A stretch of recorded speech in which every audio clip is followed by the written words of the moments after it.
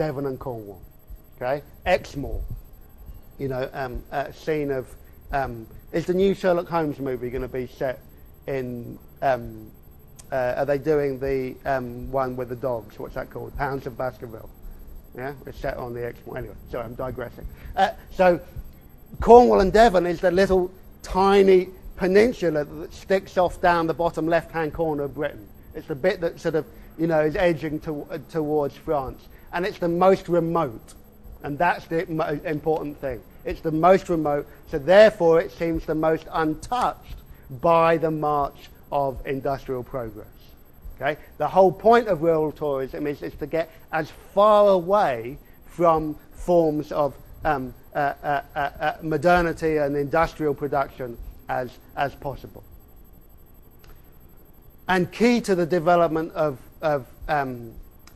tourism in Britain was the production of this fantastic bridge, still one of my favourite bridges, by Brunel across the Tamar, which is the river that separates Devon from Cornwall, the world's largest bridge at the point of its construction in 1859, and the railway company that then takes folks across it, heading from London all the way down to Penzance, the last stop on the Great Western Railway. You can see how the numbers of passengers grows quite significantly in the 1860s and 1870s. And you have organised tours being arranged. So the big example there is the Thomas Cook Company that set up in 1860 and begins to lead tours of all sorts of areas, to the seaside, excursions to the seaside, down to Cornwall, up to the Lake District, etc., etc. Now clearly you have to be part really of the urban middle classes to enjoy this game. Okay? Not everyone can buy a train ticket and head down to up to Penrith or down to Penzance. And the point is that when you get there, you are meant to, of course, improve yourself. Okay? You're meant to do things that will make you healthy and make you more educated. So all the tourist guides that are produced for this new age of rail travels emphasize that the way that they're going to be spending their time will be looking at archaeological ruins, visiting old churches, checking out the flora and fauna of the area, looking at rock formations, even listening to other dialects and reading the folklore of that area. All the things that we know that people love to do when they're on vacation. Okay?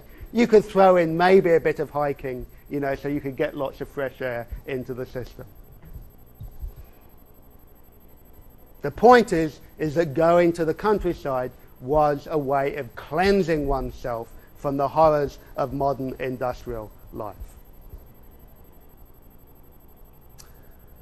So increasingly,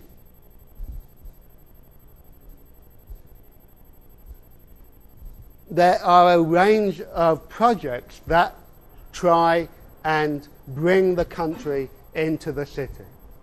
Okay?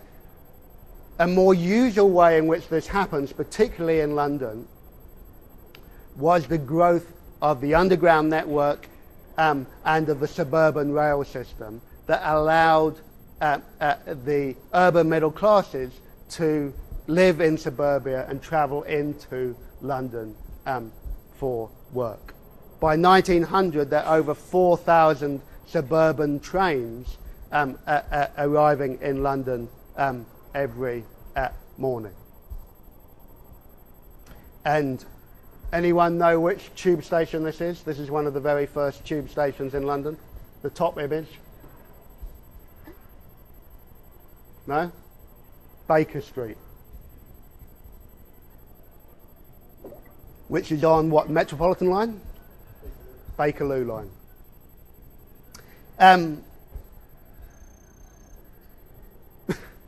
Baker Street, Bakerloo.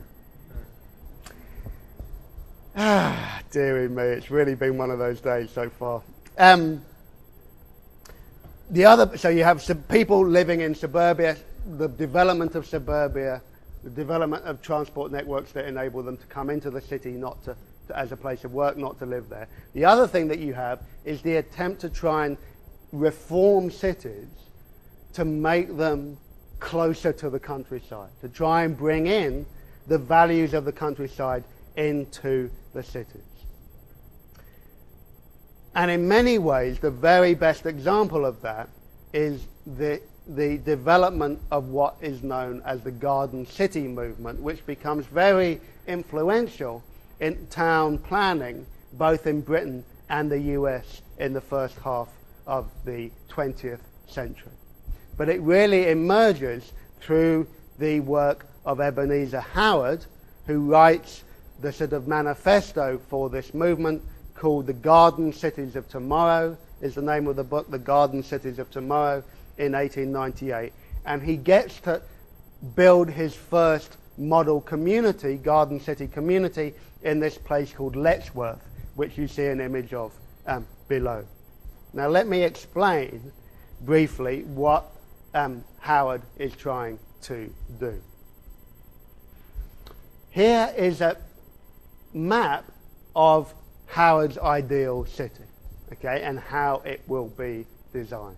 And the first thing that you should be aware of is that it is surrounded by lots of open space, okay, that the city is built in a way in the countryside. Right at the heart of the city is this enormous area of Central Park. And then, critically, you have mixed use, what we would now call mixed use neighborhoods. Okay? You don't have the places of industrial production separated out from places of residence. You don't have working class districts separated away from professional middle class districts. His idea was to try and mix as much of it up as possible in the way that, in the hope that that would prevent the development of slum areas, and that the key forms of transportation, all of these lines that you go through, enable an easy transportation through the city, so that it doesn't become, like Charlotte was saying about Engels' version of Manchester, you can never get where you want to go because there's been no grand design. Now these cities then also, in Howard's mind, would exist as part of an urban system. They wouldn't simply be like Letchworth, put down in one place. They would be designed in relationship to each other. Okay, so that you would have a central city here in this design, and then its range of satellites, satellite cities, where again all designed around similar types of things, central parks, parks dotted around, and places to put things for irrigation, for reservoirs, and then of course all the places that you want to get people out of the city, like the home for waifs. Here, that's the home for waifs, the home for inebriates there, the insane asylum, and the epileptic farms, which isn't actually producing epileptics. It's a place for epileptics to go and reside. Someone had their hand up in the back there. Yeah, Rebecca again. Okay, so assuming the epileptic farm that probably came about, but did anything ever spring up that was tied to this idea, or did it just Yeah, no, Letchworth really was designed pretty much with some modifications around this type of system. And there are a whole series of other cities in Britain that begin to be reshaped, mainly sort of new towns that develop after around the First World War time. And in the US, Jennifer, is an example of a famous garden city that actually is designed around this type of scheme.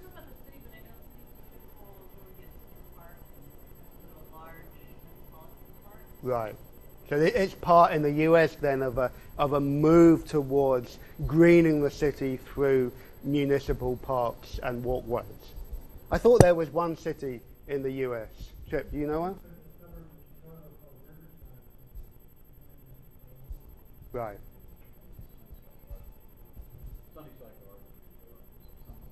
Right. So neighbourhoods rather than whole cities. Okay. Any questions on all of that before I move into my, as ever, deeply profound, moving, intellectually incredibly weighty conclusion?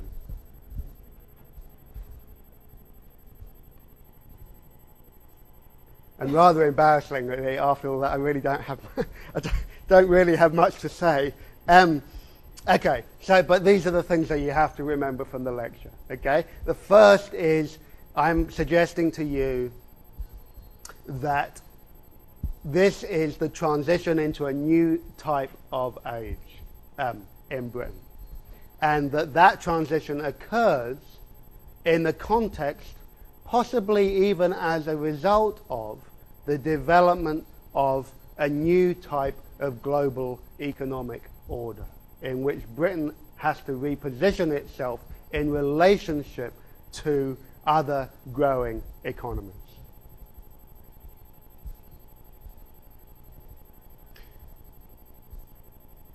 Now that creates a good deal of anxiety about the continuing health and wealth of the British people. And that is exasperated by the experience of the Great Depression. Even though during the Great Depression standards of living are improving on the aggregate because the price of food is coming down and wages actually hold pretty steady. If you're in work, you're doing all right. In the aggregate, standards of living actually rise in the last quarter of the 19th century. But what we have instead is an increasing anxiety that the British economy is increasingly threatened by its rivals and increasingly suspect to these episodic systematic failures, things like the cotton famine, things like the Great Depression. Okay. And you can see that same ambivalence between the belief in progress and optimism of the future and an increasing anxiety and sense of the wheels coming off and of what would soon be called degeneration in the examples of cities. That cities stood increasingly both as monuments of this type of liberal progress and of its failures. And that will lead me nicely to my lecture on Thursday, when I'm going to talk to you about the whole range of social problems that people began to be aware of in the final quarter of the 19th century, and who discovered them, and how that process helped create the very traditions of social science that many of you continue to work in to this very day. Okay? Thank you.